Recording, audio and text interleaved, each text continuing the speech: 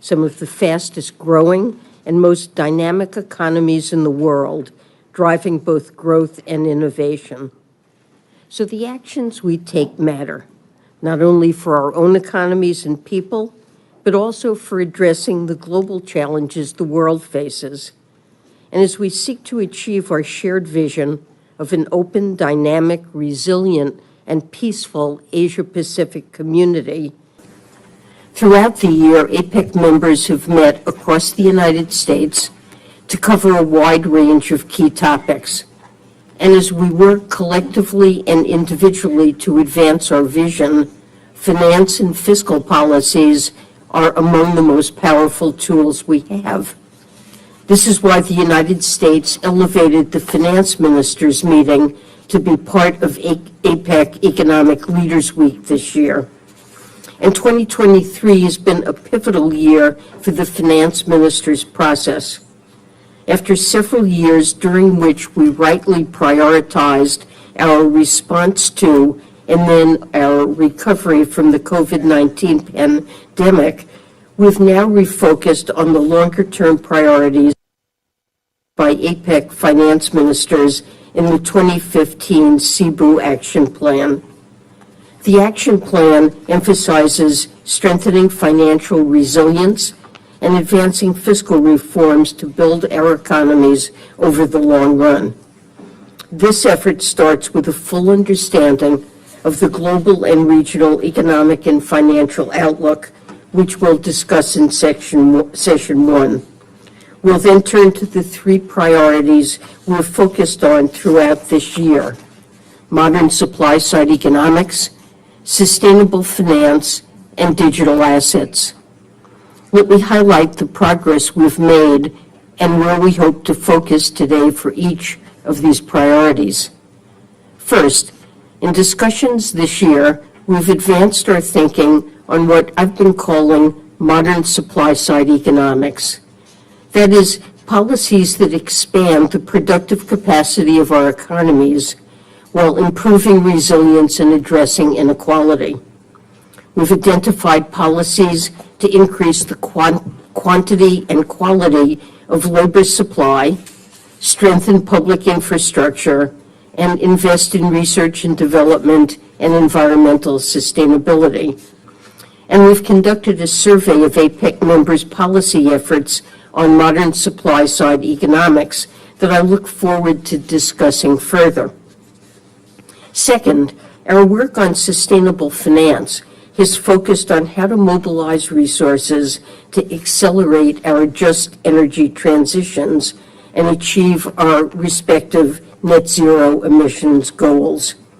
We've discussed how to finance efficient and effective energy transitions while supporting the individuals and communities who are most vulnerable. The Indonesia and Vietnam Just Energy Transition Partnerships are two powerful examples of these efforts. I look forward to hearing your responses to the note to ministers and to discussing your energy transition plans. We've also furthered work on voluntary carbon markets, including by hearing from experts on the state of these markets in APEC economies and discussing ways that authorities can help improve their integrity and depth. We've compiled research that highlights how finance ministries can support the development of these markets as part of our broader climate finance toolkits. I look forward to hearing today about how you're thinking about supporting the scaling and effectiveness of credible carbon markets.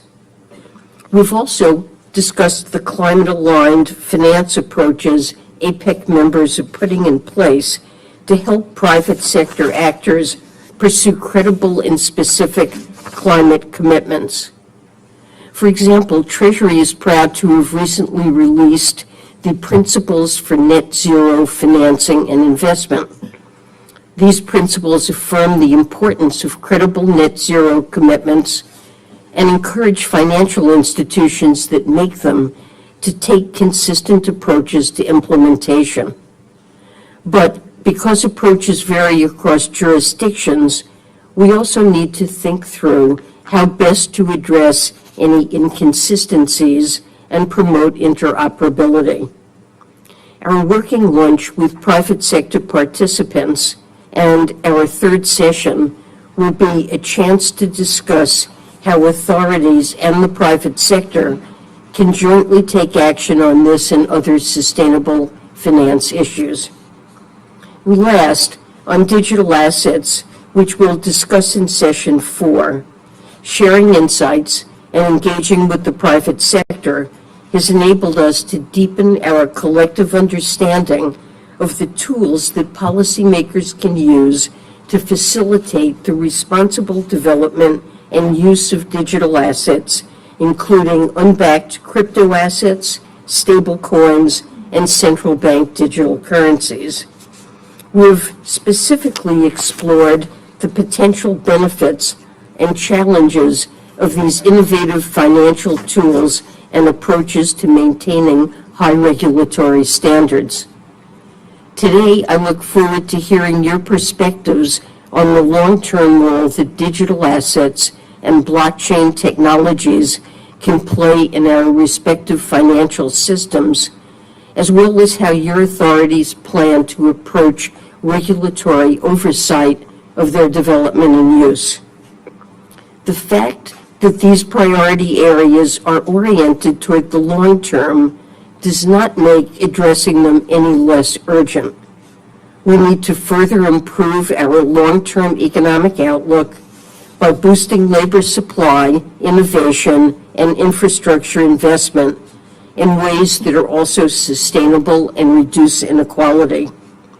We need to put ourselves on a sustainable growth path, one where we safeguard our planet while providing our economies with the clean energy they need to grow.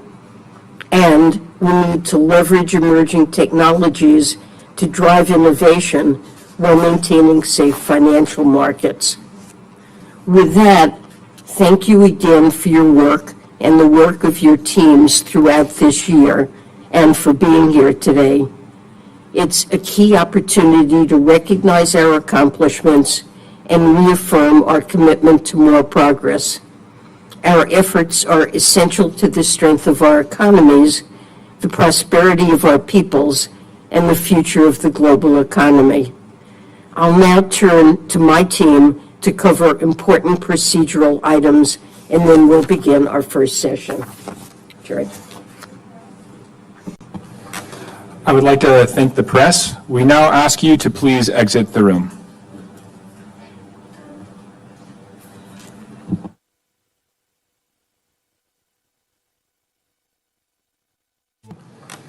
I would like to thank the press. We now ask you to please exit the room.